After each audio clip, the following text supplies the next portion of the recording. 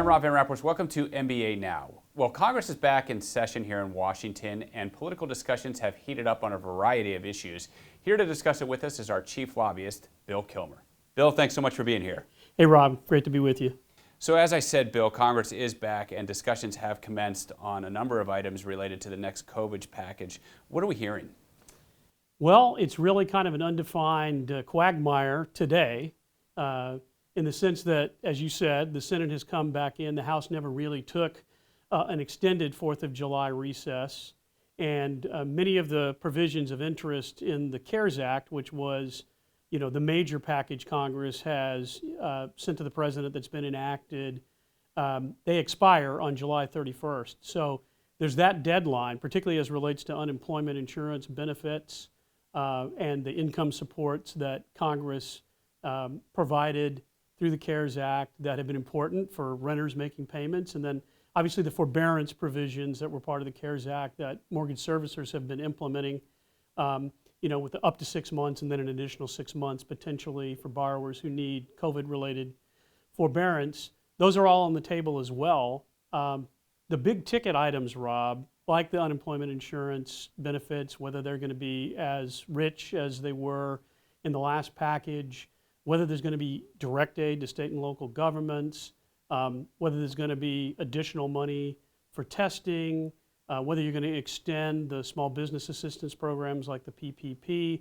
Those are all some of the big items that form the contours, along with legal liability protection, which is a real red line for Republicans in the administration, as the Republicans in both the administration and in the Senate are engaging with House and Senate Democratic leadership, and House Republicans are involved as well. It's unclear right now whether there's going to be a title that deals with any of the financial services or the housing provisions that I mentioned, like forbearance, eviction moratorium, foreclosure moratorium, and then any kind of rental or broad-based housing assistance. So all of that is really in its infancy in terms of the one-on-one discussions with the key principals from the administration and the Congress right now.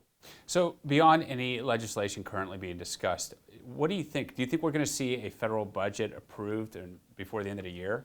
Yeah, and I can give you a pretty definitive sense about that now. I would have thought there was a chance that both the House and the Senate would have passed so-called mini-buses, combining a lot of the individual appropriations bills into different chunks, and that they might pass those before the end of the fiscal year in September.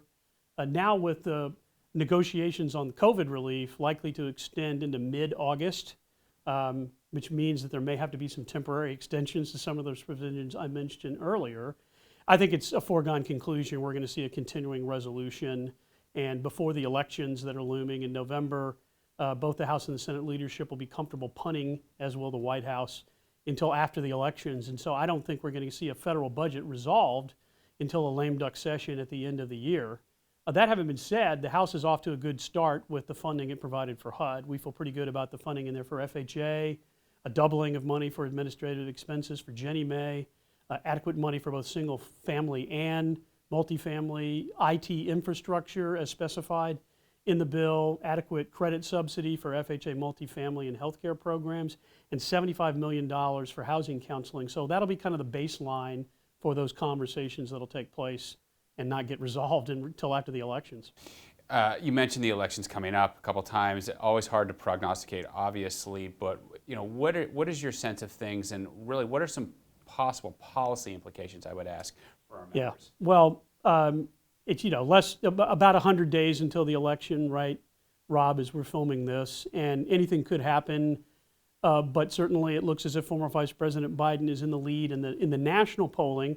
But when you drill down to the sort of electoral college focus and the swing states that'll make the difference and made the difference for President Trump in 2016, that's a tougher question to answer.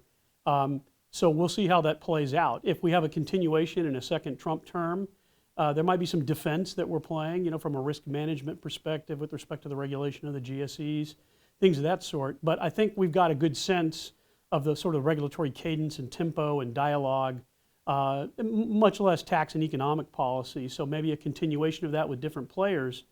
If there's a Biden administration, and if in fact Democrats run the table and are in majority control of both the House, which I expect will happen, and then the Senate, which is very much in play, That'll be a very different policy dialogue. We'll have our roller skates on.